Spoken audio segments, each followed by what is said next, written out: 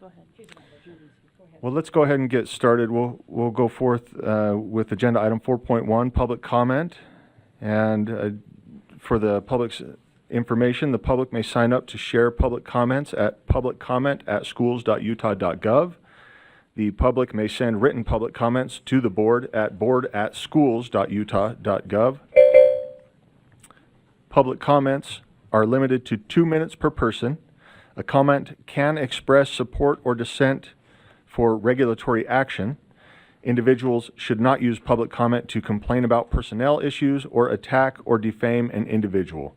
Speakers making a highly detailed or complex comment should also consider providing a written outline of their words to the board. Please remember that children may hear your comments. Be thoughtful and professional, and keep your comments appropriate for a general audience. If you have material with explicit language or content, submit such material in writing to the board at board@schools.utah.gov.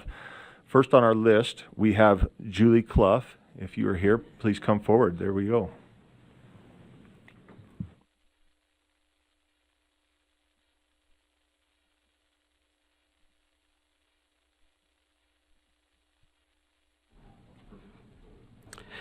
Good morning. My name is Julie Clough. I am president-elect of Utah PTA, and I'm excited to be here. I'm excited that more of your faces are familiar, and I'm excited to see friendly faces as well. Today, I wanted to just share a few brief comments. We have held our board meetings for the last few days, and some of the comments that were made at our board meetings kind of struck me, and I've been contemplating and thinking about them a little bit, and I wanted to share a couple of them with you. So the most that I heard was, I didn't do anything over the break. And I loved hearing that because I needed that as well. I needed that time to disconnect and reconnect with my family and reconnect with me and do things for me.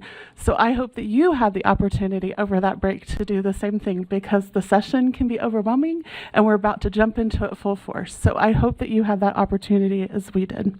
The second thing that I heard that was a little overwhelming, and it made my heart hurt, is that teachers feel overwhelmed and underappreciated. And I'm sure that you've heard those same things too. And so my nature is, how do we fix that? How can we help them? And so that's kind of my question to you, is how can we help them? Because if we're helping them, we're helping our students. And our goal is to make every child's potential a reality. So when I was a council president, I came across the National Standards for School and Family Partnerships that PTA has, and I loved them. And as a PTA president, I challenged all of my units to know these standards and to use these standards and to set standards and set goals within those standards.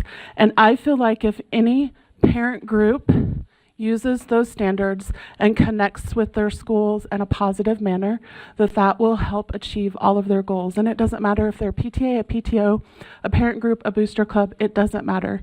If you are positively engaged with your school and working with your school community, you are going to see positive results. I have that goal sheet for you, and I hope that you will look at it and set a goal and share it. Thank you. Thank you. Thank you, Julie. Next, we have Sarah Erb. Is Sarah with us? We'll circle back. What about Renee Pinkney? Yes.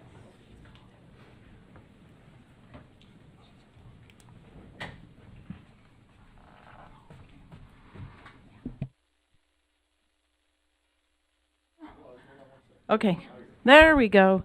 Good morning, members of the Utah State Board of Education, and Happy New Year.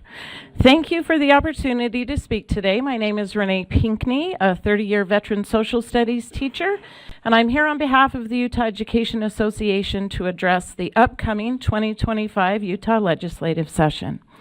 As we look ahead, the UEA is deeply committed to finding common ground and fostering collaboration to advance pro-public education policies. Our public schools are the foundation of our communities, and ensuring their success is a shared responsibility. Together, we can build policies that enhance student achievement, support teachers, and provide the resources necessary for every child to thrive. UEA has several legislative priorities that I would like to highlight. Provide at least 3% increase on the WPU in addition to the inflationary factor and enrollment growth.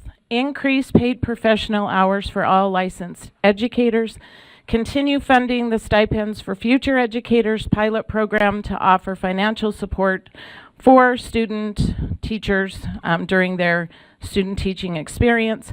Support the Healthy School Meals Initiative, enabling more families to access no-cost school meals. Establish a sustainable and growing long-term revenue source while ensuring sufficient distribution of funds to K-12 public education. Increase resources for school safety and student well-being, including physical facilities, school psychologists, and workers and counselors.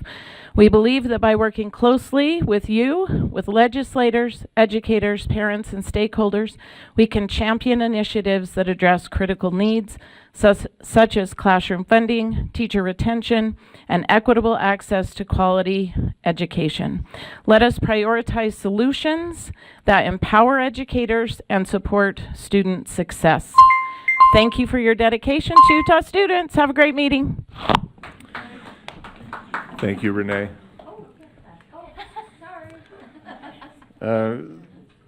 And one more call for Sarah Erb before we circle back. With that, if we can pause, board members, and invite Sarah Erb up to the podium for public comment. And Sarah, please come up. I'm not going to read everything. You've been here before. You know the rules. Keep it professional, and you have 2 minutes. Is that clear? That's good enough? Can I be heard? Yes, you're welcome. You can sit. Don't contort yourself on That's great. Thank you so much. My name is Sarah Erb. I'm a parent of a student who's a 5th grader. She was born blind. She attends an LEA in Rose Park in Salt Lake City in Board Member Woods District. I live in Salt Lake City and am in Sarah Reel's district. I wanted just to thank those of you who are new to the board for your dedication, and for those who are not new to the board for your continued willingness to hold the mantle that you carry to ensure that you have the role and responsibility to assist for the good of public education for our families across the state of Utah. I'm a representative of parents of children who are blind and parents who are blind that might have any type of child, but I want to thank you for remembering the importance of our kids and those who don't have access visually. Specifically, I can't speak to the deaf side of things, but as you are the board, the governing body for USDB, specifically something that's on the agenda tomorrow and today is to discuss an additional request for $2 million for transportation funds for Utah schools for the deaf and blind. The Wasatch transportation specifically has been a difficulty with parents because there is not much available as far as safety concerns, as the transportation is related to, as a related service for students who are attending USDB schools. So as there's asking for additional funding, I would also ask that you look at the safety concerns and the reports from parents, whether they've been documented all the way up or just documented to a teacher or something. Look for those documentation and for the feedback from parents. We discontinued services with the related service of transportation because we had concerns about safety. We live about 12 minutes from the school when my child was enrolled there, and they wanted to have her on the bus for the maximum of 75 minutes as a 4-year-old, a 3 and 4-year-old. We didn't feel that was appropriate, and so we just drove her instead. But our concerns are not isolated. But that's across the whole Wasatch Front where those services are provided. So as you're looking at asking for additional funding from the legislature, also looking at the board rules that navigate the safety concerns #1 for our students. Thank you so much. Thank you, Sarah.